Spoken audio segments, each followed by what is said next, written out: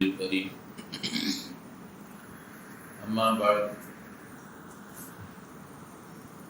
فأعوذ بالله من الشيطان الرجيم بسم الله الرحمن الرحيم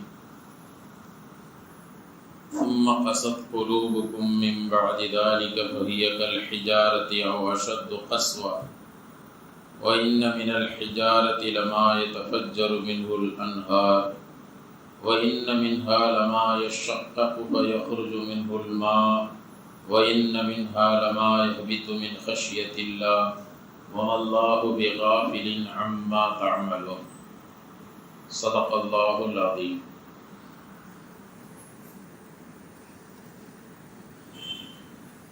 அல்லாஹ் ஜல்ல ஷானஹு தஆலா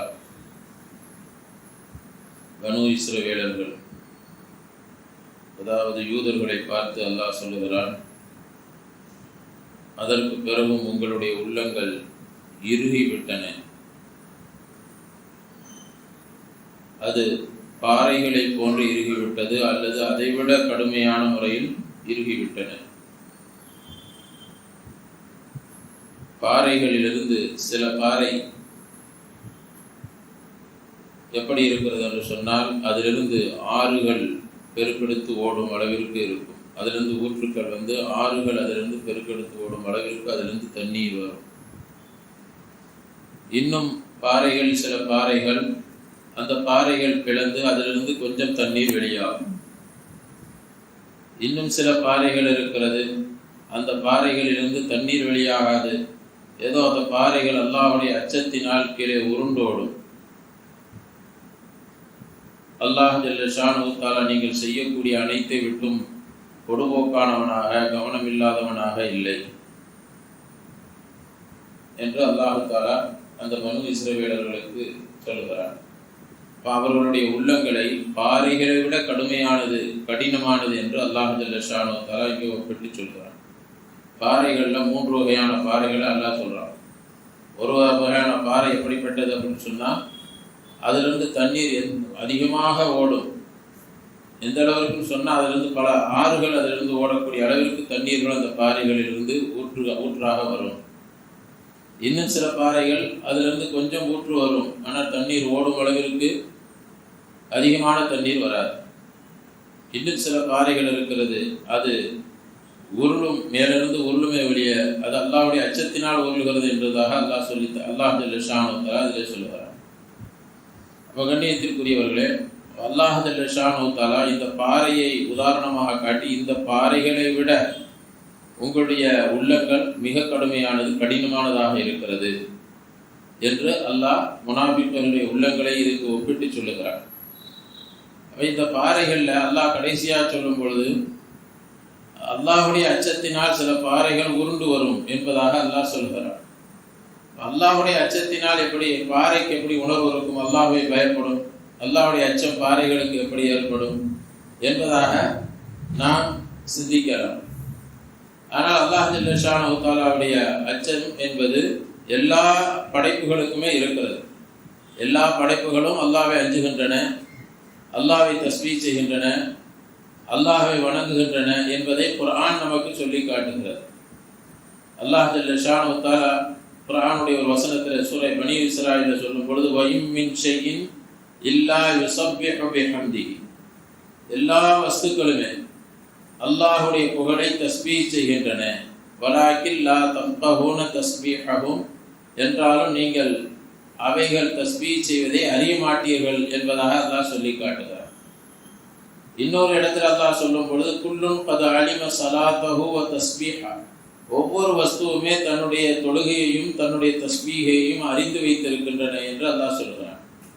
எல்லா வஸ்துக்களும் தான் எப்படி அல்லாஹ்வை வணங்க வேண்டும், எப்படி தஸ்பீஹ் செய்ய வேண்டும் என்பதை அறிந்து வைத்திருக்கின்றன என்று அல்லாஹ் குர்ஆன்ல சொல்லி காட்டுகிறான். அதே போல நபி ஸல்லல்லாஹு அலைஹி வஸல்லம் அவங்களும் சொல்றாங்க, உஹது மலையை பார்த்து சொல்வார்கள், ஹாதா ஜபல் உஹதின், இது உஹது மலை, யுஹிப்புனா வ நுஹிப்புஹு, அந்த மலை எங்களை பிரியப்படுகிறது, நாம் அந்த மலையை பிரியப்படுகிறோம் என்பதாக சொன்னார்.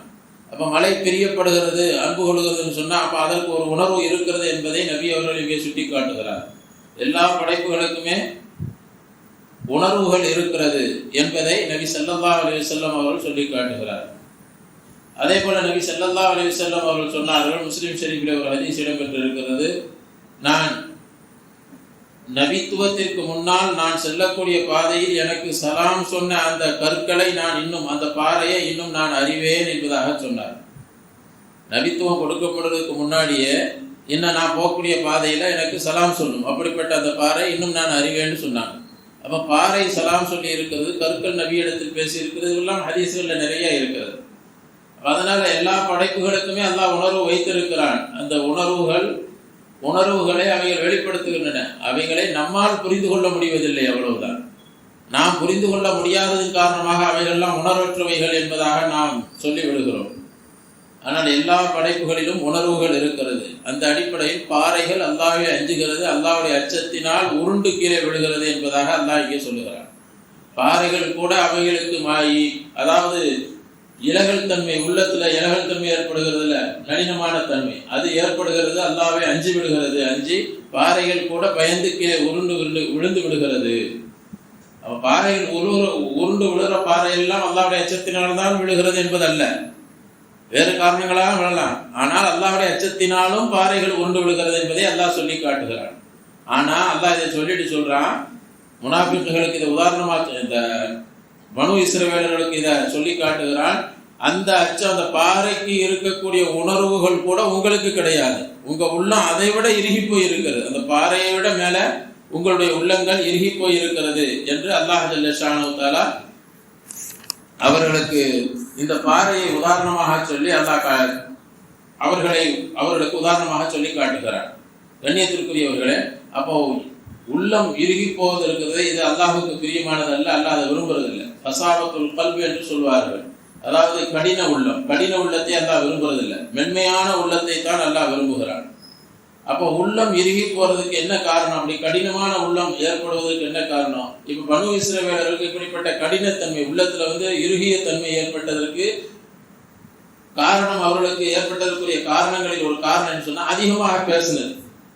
எதற்காக அதிகமாக பேசுறது? இதுக்கு முந்தைய வசனத்துல நாம அதைத்தான் படிச்சோம் வசனங்கள்ல. அதாவது பனு இஸ்ரவேலர்களுக்கு அல்லாஹ் அந்த ஒரு கொலையை கண்டுபிடிப்பதற்காக வேண்டி ஒரு மாட்டை அறுத்து அந்த மாட்டு கறியை எடுத்து அந்த செத்தவர் மேல அடியுங்க, அவர் உயிர் வாங்கி யாரு கொன்றார் அப்படிங்கிறது சொல்லுவாரு அல்லாஹ் சொல்லி காட்டினான். இப்போ இவங்க என்ன செஞ்சாங்க? அதுல அதிகமா பேசினாங்க, வளவளன்னு பேசினாங்க, தேவையில்லாத பேச்சுக்கள். அதாவது அதுல என்ன கேட்டாங்க? திரும்ப கேட்டாங்க, மாடுன்னு சொன்னா என்ன மாடு, என்ன கலர்ல இருக்கணும், அது எப்படிப்பட்ட தன்மையுடையாங்க, இப்படி திரும்ப கேள்விக்கு மேல கேள்வி.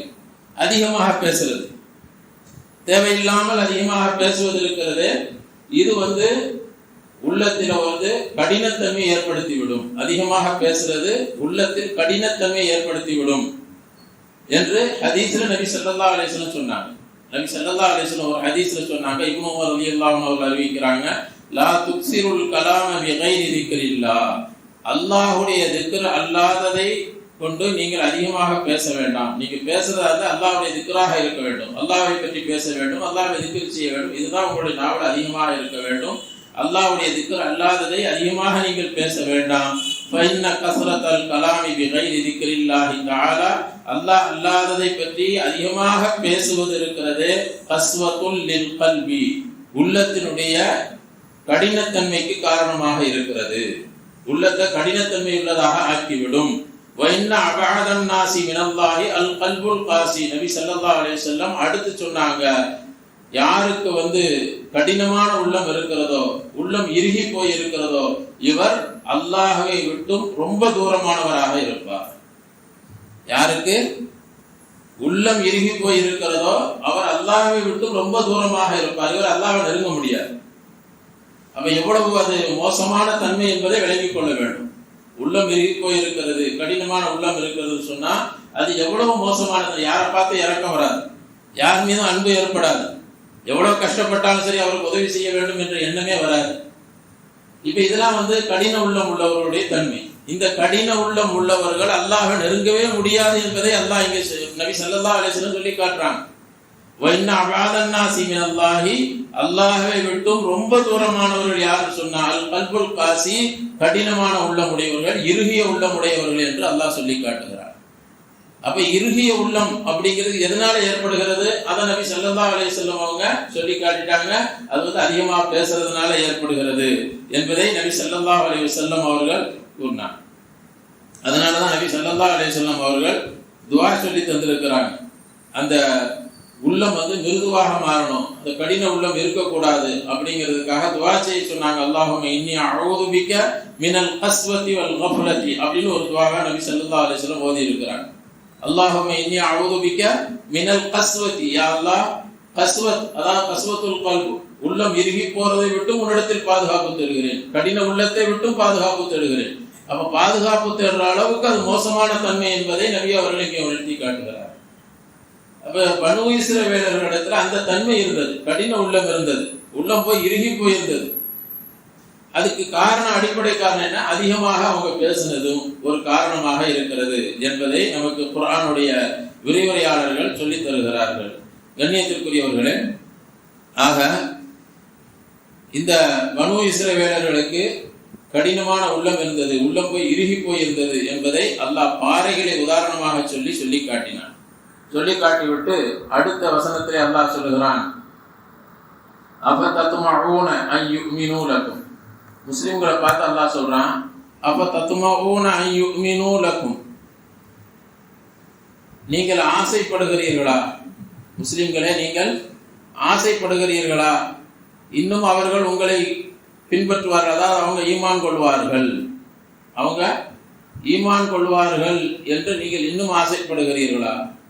யாராவது பனு இஸ்ரவேலர்களே, அந்த யூதர்களை இப்படி விஷயத்தில் அல்லாஹ் சொல்றான், அவங்க ஈமான் கொள்வான்னு இன்னும் ஆசைப்படுறீங்களா? வக்கதுக்கான பரீக்கும் மின்ஹும், அவங்க எப்படிப்பட்டவர்களாக இருந்தாங்க? அவர்களிலிருந்து ஒரு பிரிவினர் ஆகியிருந்தார்கள். யஸ்மஊன கலாம் அல்லாஹ், அல்லாஹுடைய கலாமை கேட்கக்கூடியவர்களாக இருந்தார்கள், அல்லாஹ்வுடைய கலாமை கேட்டார்கள், கேட்கக்கூடியவர்களாக இருந்தார்கள்.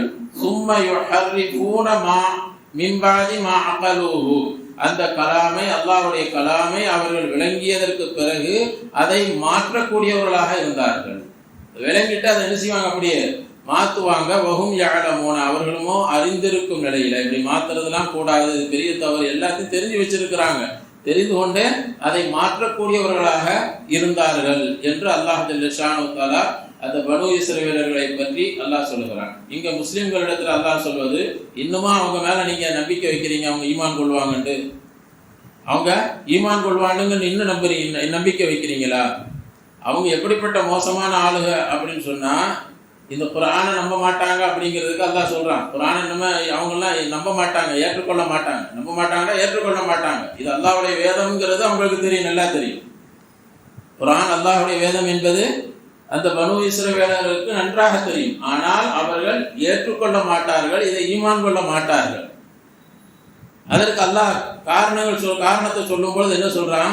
அவங்க ஏற்கனவே அவர்களுக்கு தௌராத் என்ற வேதம் கொடுக்கப்பட்டுச்சு, அதை நல்ல முறையில் விளங்கவும் செஞ்சிருந்தாங்க. தௌராத்து இந்த வேதத்தை பற்றி நல்லா விளங்கியும் வைத்திருந்தார்கள். அப்படி விளங்கி இருக்கும் பொழுது அந்த வேதத்தை, அவர்களுடைய வேதத்தையே என்ன செஞ்சாங்க? அதுல மாற்றங்கள் செய்ய ஆரம்பிச்சுட்டாங்க. அப்படிப்பட்டவங்க அவங்க. அல்லாஹ்வுடைய வேதத்துல மாற்றம் செய்தவர்கள், அந்த தங்களுக்கு வழங்கப்பட்ட அந்த வேதத்தை மாற்றம் செய்தவர்கள் உங்களுடைய இந்த குர்ஆனை எப்படி அவங்க ஏற்றுக்கொள்வார்கள்? எப்படி அதை நம்ப ஈமான் கொள்வார்கள்? அப்ப அந்த வேதத்தின் மீது வேதத்தை மாற்றுவது என்பது அவர்களுக்கு கைவந்த கலையாக போயிடுச்சு. வேதத்தையே மாத்துறாங்க, அல்லாஹ்வுடைய வேதத்தை. அப்படி இருக்கும்போது இந்த வேதத்தை குர்ஆனை எப்படி ஏற்றுக்கொள்வார்கள் என்று அல்லாஹ் ஜல்ல ஷானஹு வ தஆலா மூமின்களுக்கு ஒரு ஆறுதல் அளிப்பதற்காக இது சொல்கிறான். இன்னும் அவங்களை நம்பிக்கிட்டுலாம் இருக்காதீங்க, அவங்க ஈமான் கொள்வாங்கன்னா நம்பாதீங்க, அவங்க இப்படிப்பட்ட தன்மை உள்ளவர்கள் என்பதாக அல்லாஹ் சொல்லி காட்டுகிறார். அப்ப அவர்கள் தங்களுடைய வேதத்தை அவர்கள் அறிந்து விளங்கி இருக்கிறதை மாற்றுவார்கள் சொன்னா, அது குர்ஆனுடைய விரிவுரையாளர்கள் சொல்லுகிறார்கள். தௌராத் வேதத்தை பற்றித்தான் அல்லாஹ் சொல்லுகிறான்.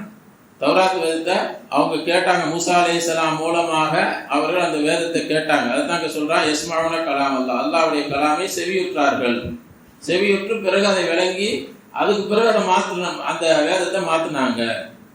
இதுக்கு ரெண்டு விதமான கருத்து சொல்றாங்க. ஒண்ணு, மூசா அலைஹிஸ்ஸலாம் மூலமாக அவங்க அதை செவியுற்று அதற்கு பிறகு அதை மாற்றி விட்டார்கள் என்ற ஒரு அர்த்தம்.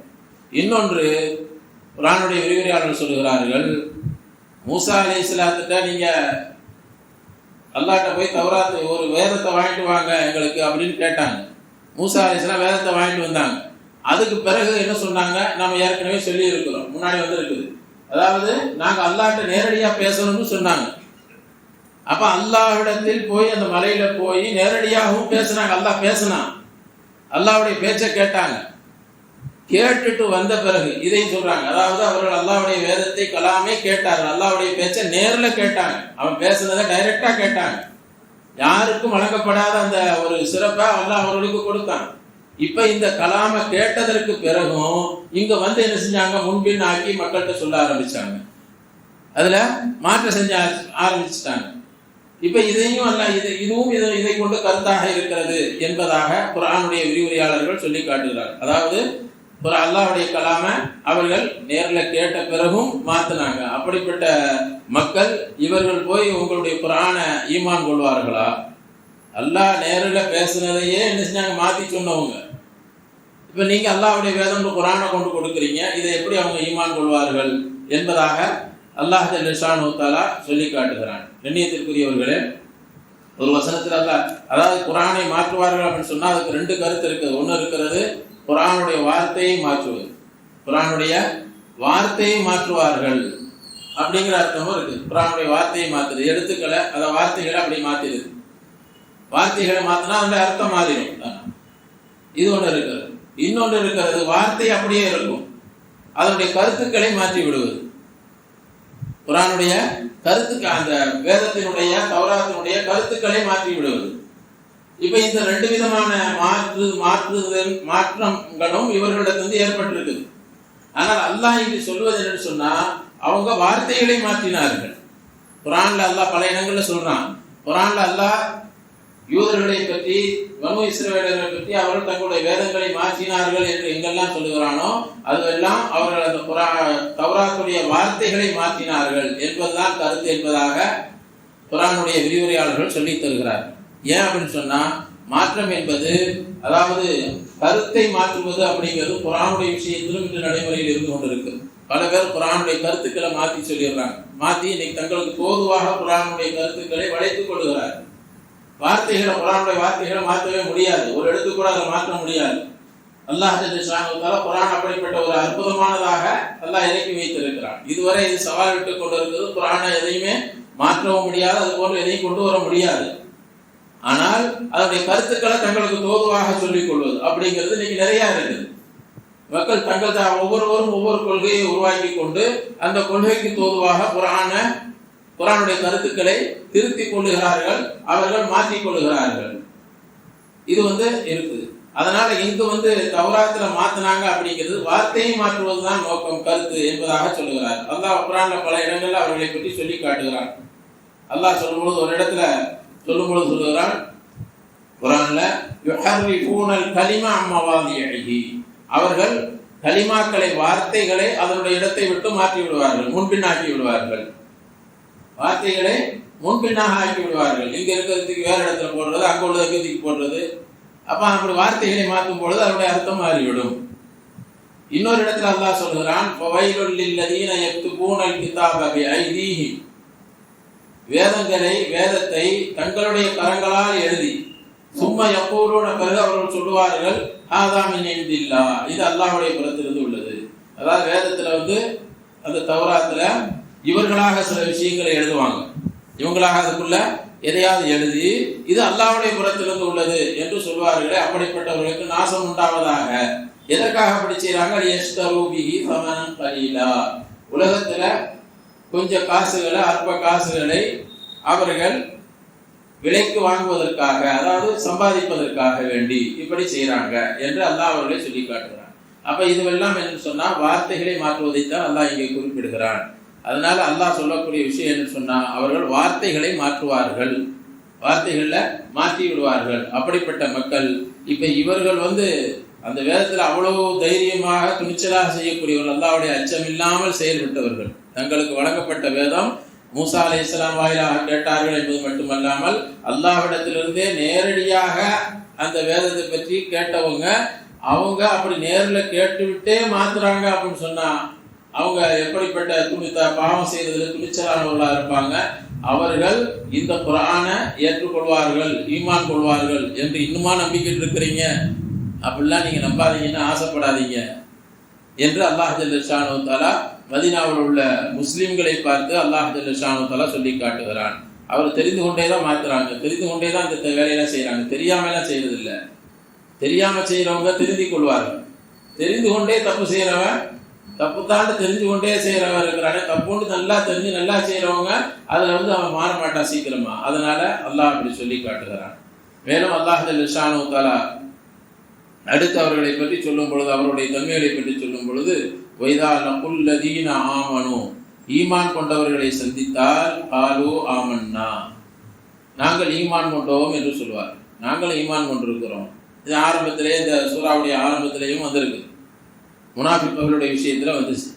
இப்போ இந்த யூதர்கள் என்ன செய்வாங்கன்னு சொன்னால், அவர்கள் முஸ்லீம்கள்கிட்ட வந்தால் நாங்கள் உங்கள் வேதங்கள்லாம் எங்களுக்கு தெரியும்ப்பா, எங்கள் வேதத்தில் முன்னாடிலாம் சொல்லப்பட்டிருக்குது, எங்கள் வேதத்துலேயும் இந்த குரானை பற்றிலாம் சொல்லப்பட்டிருக்குது, அதனால் நாங்கள் இதை நம்புகிறோம், இது உங்கள் இறைவனுடைய வேதம் தாண்டு நாங்களும் நம்புகிறோம்னு சொல்லுவாங்க. வைதா ஹலா பாதுஹும் இலா பாதின், அவர்களில் சிலரின் பக்கம் ஒதுங்கி விட்டால், அதாவது சிலரோடு ஒதுங்கிட்டான்னு சொன்னால் முஸ்லீம்களை விட்டு ஓரமாக போயிட்டாங்க, அவர்கள் அந்த பனு இஸ்ரவேலர்களில் சிலரோடு, அந்த யூதர்களோடு சிலரோடு சேர்ந்து விட்டால், காலோ அவர்கள் சொல்வார்கள், அந்த யூதர்கள் சொல்வார்கள், இவர்களை பார்த்து, யார் முஸ்லீம்கள்ட்ட போய் நாங்கள் ஈமான் கொண்டோம் சொன்னாங்களோ இவர்களை பார்த்து சொல்வார்களாம், அதுஹத்திஸூனஹும் பிமா ஃபதஹல்லாஹு அலைக்கும், அதுஹத்திஸூனஹும், நீங்கள் அவர்களுக்கு போய் சொல்றீங்களா, அவர்கள்ட்ட போய் ஏன் இப்படி சொல்றீங்க, அல்லாஹ் உங்கள் மீது எதை திறந்து விட்டானோ, எதை உங்களுக்கு வழங்கினானோ அதை நீங்க ஏன் அவர்கள்ட்ட போய் சொல்றீங்க, உங்களுக்கு அல்லாஹ் வழங்கிய அந்த தௌராத்தில் உள்ள விஷயத்தை நீங்க ஏன் முஸ்லிம்கள்ட்ட போய் சொல்றீங்க, லியுஹாஜ்ஜுகும் பிஹி இன்த ரப்பிக்கும், நாளை மறுமை நாள்ல உங்களுடைய ரப்பிடத்துல அதை வச்சு அவங்க என்ன செய்வாங்க, உங்களுக்கு எதிராக வாதாடுவாங்க. அப்பலா தாக்கீலும், விளங்கி கொள்ள வேண்டாம். அப்ப எல்லாம் விளங்கி வச்சிருக்கிறாங்க, எல்லாமே தெரியும், தெரிந்து கொண்டே தான் தப்பு செய்யறாங்க. என்ன சொல்றாங்க, அதாவது முஸ்லிம்கள்ட்ட போய் உங்க வேதத்தை பத்தி எங்களுக்கு தெரியும் ஏற்கனவே, இது எங்க வேதத்துல தௌராத்துல இருக்குது அப்படின்னு போய் முஸ்லிம்கள்ட்ட போய் சொல்றாங்க சில பேர். அதனால நாங்க உங்க வேதத்தை நம்புறோம், இது அல்லாஹ்வுடைய வேதம் தான், இறைவனுடைய பிறகு வந்த வேதம் தான் அப்படிங்கிறத நாங்க நம்புறோம். ஆனா அவங்க முழுமையா நம்பல, நாங்க தௌராத்தின்படி நடப்போம், உங்க வேதத்தையும் நாங்க நம்புறோம் உண்மைதான் அப்படி சொல்லக்கூடிய சில பேர் சொல்லுவாங்க. அப்படி சொல்லும் பொழுது இன்னும் வேறு சிலர் என்ன செய்வாங்கன்னு சொன்னா, அவங்க தனியா போகும்போது கூப்பிட்டு சொல்லுவாங்க, இதை போய் ஏப்பா அவங்கள்ட்ட போய் சொல்ற, உங்க வேதத்தை பத்தி எங்க தௌராத்துல இருக்குது, உங்க வேதம்லாம் உண்மையானது தான் அப்படிங்கிறத நாங்க ஏற்றுக்கொள்றோம், அப்படிங்கிறத போய் ஏன் சொல்ற, அப்படி சொன்னேன்னு சொன்னா நாளைக்கு மறுமை நாள்ல என்ன செய்வாங்கன்னு சொன்னா, நீங்க தான் இப்படி சொன்னீங்க, இது உண்மைன்னு நம்ப சொன்னீங்கல்ல, உண்மைங்கிறத தெரிஞ்சு வச்சிருந்தீங்கல்ல அப்படின்னு சொல்லி நாளைக்கு மறுமை நாள்ல உங்களுக்கு எதிராக அவர்கள் வாதிடுவார்கள், உங்களுக்கு எதிராக வாதிடுவார், ரப்பிடத்துல வாதிடுவாங்க. அதனால் நீங்க இதை ஏன் போய் அவங்கள்ட்ட போய் சொல்றீங்கன்னு என்ன செய்வாங்கன்னா சொல்லுவாங்க. அப்ப நாளைக்கு, அதாவது அப்ப என்ன தெரியுது அப்படின்னு சொன்னா, இவர் எல்லா விஷயங்களையும் அறிந்து வைத்திருக்கிறார். நாளைக்கு மறுமை நாள்ல அல்லாஹ்வுக்கு முன்னால் நாம் நிறுத்தப்படுவோம், அங்கு விசாரணை நடைபெறும், எல்லாமே நம்பி இருக்கிறாங்க, எல்லாமே தெரியும். தெரிந்து கொண்டே பிடிவாதமாக செய்தவர்கள், தப்பு செய்யறவங்க, பிடிவாதமாக தப்பு செய்யறவங்க அது யூதர்கள். அந்த யூதர்களுடைய பழக்கம் தான் பிடிவாதமாக இருப்பது. ஹக்காக இருந்தாலும் நான் கொண்ட கொள்கையில் உறுதியாக இருப்பேன், நான் ஹக்காக இருந்தாலும் ஏற்றுக்கொள்ள மாட்டேன், சத்தியத்தை சொன்னாலும் கூட நான் தவறுல இருக்கிறேன் அப்படின்னு தெரியும், நல்லா நான் தப்பு செய்யறேன்னு தெரியுது, தப்பு செய்யறது தெரிந்தாலும் கூட நீங்க சொல்வது சரியாக இருந்தாலும் உண்மையாக இருந்தாலும் நான் என் கொள்கையை விட்டு கொடுக்க மாட்டேன் அப்படின்னு அதுல உறுதியாக இருப்பவர்கள் இவங்க யாருன்னு சொன்னா யூதர்கள். அந்த யூதர்களுடைய பழக்கம் இது. நான் ஒரு கொள்கையை பின்பற்றி நடக்கிறேன்னு சொன்னா, நீங்க சத்தியத்தையே என்னை எவ்வளவுதான் தெளிவாக சொன்னாலும் கூட நீங்க சொல்றது உண்மைன்னு எனக்கு தெரிஞ்சாலும் நான் ஏற்றுக்கொள்ள மாட்டேன், உண்மையை தெரிஞ்சாலும் ஏற்றுக்கொள்ள மாட்டேன் என்று இருப்பவர்கள். அப்ப அது எல்லாமே உங்களுக்கு தெரியும். நபி ஸல்லல்லாஹு அலைஹி வஸல்லம் அவர்கள் உண்மையான நபி அப்படிங்கிறதும் தெரியும், நபிக்கு அருளப்பட்ட இந்த குர்ஆன் ஷரீஃப் உண்மையானது, உண்மையான வேதம் தான் அப்படிங்கிறதும் தெரியும். இது எல்லாமே தெரிந்து கொண்டே அவர்கள் என்ன செய்யறாங்க, பொய்ப்படுத்தக்கூடியவர்களாக, அதை ஏற்றுக்கொள்ளாமல் மறுப்பவர்களாக இருந்து கொண்டிருக்கிறார்கள். அதனாலதான் அவங்க சொன்னாங்க, உங்க வேதத்தை பற்றி எங்க வேதத்திலாம் சொல்லப்பட்டிருக்குன்னு அந்த உண்மையை போய் நீ அவங்கள்ட்ட போய் சொல்ற அப்படின்னு அவங்க கேட்கிறாங்க. அப்பலா தாக்கீலும், நீங்கள் இதை விளங்கி கொள்ள வேண்டாமா, புரிஞ்சு செயல்படுங்கப்பா அப்படின்னு சொல்றோம். ஆனா அல்லாஹ் குர்ஆன்ல சொன்னா, அவலா யஅலமூன, இவர்கள் அறிந்து கொள்ள வேண்டாமா, சொல்றாங்க. ஆனா அவர்கள் அறிந்து கொள்ள வேண்டாமா? அன்னல்லாஹ யஅலமு, நிச்சயமாக அல்லாஹ் அறிவான், மா யுஸிர்ரூன வ மா யுஅலினூன், அவர்கள் எதை மறைத்து வைக்கிறார்களோ, எதை பகிரங்கப்படுத்துகிறார்களோ, வெளிரங்கமாக சொல்லுகிறார்களோ எல்லாவற்றையும் அல்லாஹ் அறிகிறான் என்பது இவர்களுக்கு தெரிய வேண்டாமா? இவர்கள் அதை அறிந்து கொள்ள வேண்டாமா? அதாவது நீங்க இதை மறைச்சிடணும், இதை போய் சொல்லக்கூடாது முஸ்லீம்கள்கிட்ட. தௌராத்துல உங்க குர்ஆனை பத்தி தான் சொல்லப்பட்டிருக்குது, உங்க நபியை பத்தி சொல்லப்பட்டிருக்கு அப்படின்னு முஸ்லீம்கள்கிட்ட சொல்லக்கூடாதுன்னு ஒரு பிரிவினர் சொன்னாங்கல்ல. இதைத்தான் அல்லாஹ் சொல்றான், நீங்க மறைச்சாலும் அல்லாஹ்வுக்கு தெரியாதா? அல்லாஹ்வுக்கு தெரியாதா? அல்லாஹ் ஜல்ல ஷானுக்கு நீங்க எதை மறைச்சாலும் அல்லாஹ் அறிந்து கொள்வான். அதே போல நீங்க அதை பகிரங்கமா சொன்னாலும் அல்லாஹ்வுக்கு தெரியும். அதனால நீங்க மறைக்கிறதுனால எந்த பலனும் ஏற்பட்டு விட போறதில்லை. நீங்க மறைக்கிறதுனால எந்த பலனும் ஏற்பட்டு விட போவதில்லை. இஸ்லாம்ல எந்த குறையும் ஏற்பட்டு விட போவதில்லை. அது அதனுடைய பாதையில போய்கொண்டேதான் இருக்கும். அதனால் நீங்க எந்த நஷ்டத்தையும் ஏற்படுத்தி விட முடியாது என்பதற்காக அல்லாஹ் ஜல்ல ஷானஹு வ தஆலா சொல்லி காட்டுகிறான். கண்ணியத்திற்குரியவர்களே, ஆக யூதர்களுடைய தன்மைகள்ல இங்க சில தன்மைகளை, அதாவது யூதர்களுடைய தன்மைகள்ல சில தன்மைகளை அல்லாஹ் இந்த வசனங்கள்ல சொல்லி காட்டி இருக்கிறார். அதான் அவங்களுடைய மோசமான குணங்கள், தன்மைகள். அதுல முதலாவது தன்மை என்ன? அவங்க உள்ளங்கள், இன்னைக்கு சொல்லப்பட்டது முதலாவது தன்மை, உள்ளங்கள் இறுகி போயிருக்கும். அவருடைய உள்ளங்கள் இறுகி போயிருக்கும். அதாவது எந்த விதமான எதை சொன்னாலும் அவர்கள் ஏற்றுக்கொள்ள மாட்டாங்க. உலகத்துல நளினத்தன்மையே அவருடைய உள்ளத்துல ஏற்படாது.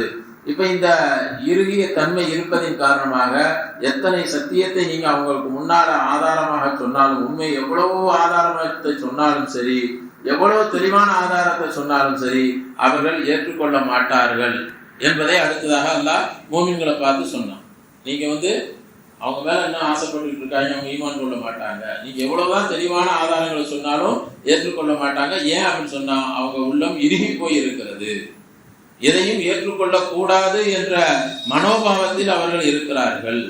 அதே போல அவர்களுடைய அந்த தன்மைகள்ல இன்னொரு தன்மை என்று சொன்னா, உண்மையை, சத்தியத்தை அவர்கள் ஏற்றுக்கொள்ள முன் வந்தாலும், அவர்கள் சிலர் ஏற்றுக்கொள்ள முன் வந்தாலும் கூட அவர்கள் சிலர் என்ன செய்வாங்கன்னு சொன்னா, இதை ஏற்றுக்கொள்ள விடாமல் தடுத்து கொண்டேதான் இருப்பார்கள். அப்ப சத்தியம் இது தௌராத்துல உண்மை இருக்கிறது, உண்மையான விஷயங்களை முஸ்லீம்கள்ட்ட போய் அவங்க சொல்லும் பொழுது, இதை சொல்லாதீங்க, நீங்க சொன்னீங்கன்னா நாளைக்கு மறுமையில பிடிக்கப்படுவீங்க அப்படின்னு நினைச்சாங்க. அதை சொல்லி தடுக்கக்கூடியவர்களாக இருந்திருக்கிறார்கள். இது போன்ற மோசமான குணங்கள் எல்லாம் அந்த யூதர்களிடத்துல, இதுக்கு முன்னாடி பல மோசமான குணங்களை பற்றி ஏற்கனவே பல பயான் தஃசீர்கள்ல, பல ஆயத்துகள்ல நாம் அறிந்திருக்கிறோம். இப்ப இன்று சொல்லப்பட்ட அந்த வசனங்களையும் இப்படிப்பட்ட மோசமான குணங்களை அல்லாஹ் சொல்லி காட்டுகிறான். இது போன்ற இன்னும் பல குணங்களையும் அல்லாஹ் அடுத்தடுத்த வசனங்களில் சொல்லி காட்டுகிறான்.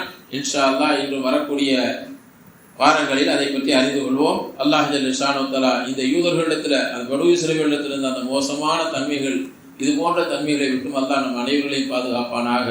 அல்லாஹும் அவனுடைய ரசூல் நமக்கு எந்த நல்ல குணங்களை சொல்லி தந்தார்களோ அந்த குணங்களை ஏற்று நடக்கக்கூடிய தௌஃபீக்கை அல்லாஹ் நம் அனைவர்களுக்கும் தந்துள்வானாக. வாஹிர் தஅவானா அனில் ஹம்துலில்லாஹ்.